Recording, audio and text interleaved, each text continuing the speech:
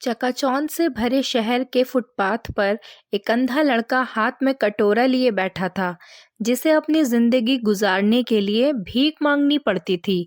एक दिन ये अंधा लड़का हर रोज की तरह एक बड़ी सी बिल्डिंग के आगे बैठकर भीख मांग रहा था। उसी समय वहां से एक राजीव नाम का लड़का गुजरता है और इस अंधे लड़के को भीख मांगता हुआ देखता है। राजीव उसी बिल्डिंग के एक ऑफिस में काम करता था। जब राजीव ने देखा कि ये लड़का भीख मांग रहा है, तो वो उसकी मदद करने के लिए उसके पास जाता है। राजीव वहां जाकर देखता है कि इस लड़के के पास एक कटोरा है और उस कटोरे में थोड़े से सिक्के भी हैं।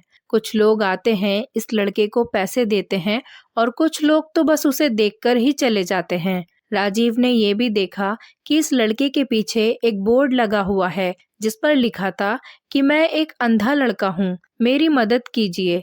ये सब देखकर राजीव अब ये सोचने लगता है कि इस दुनिया में भी बड़े कमाल के लोग हैं।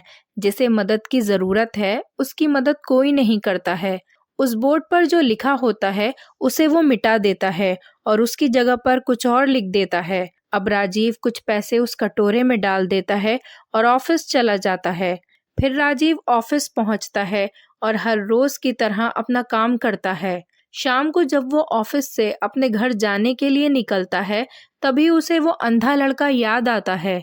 वो ये सोचता है कि मैं एक बार घर जाने से पहले उस अंधे लड़के को देख लूं। मेरे लिखने की वजह से उसके जीवन में कोई बदलाव आया है कि नहीं। वो अब बस उस अंधे लड़के के पास जाता है।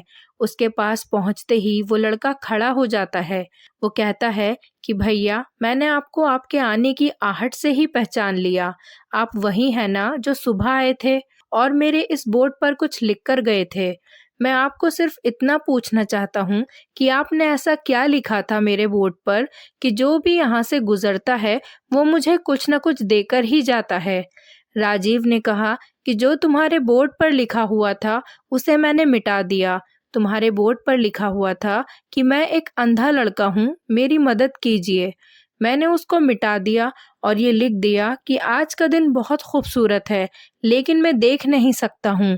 दोस्तों, हम ये बड़ी आसानी से समझ सकते हैं कि पहले जो लिखा था और बाद में राजीव ने जो कुछ भी लिखा, उसमें काफी अंतर था।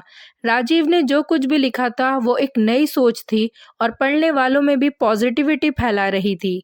इसीलिए लोग इस लड़के को कुछ न कुछ देकर जरूर जा रहे थे। अगर हम हमारे सोचने का तरीका बदल देते हैं तो हमारी जिंदगी भी बदल जाती है।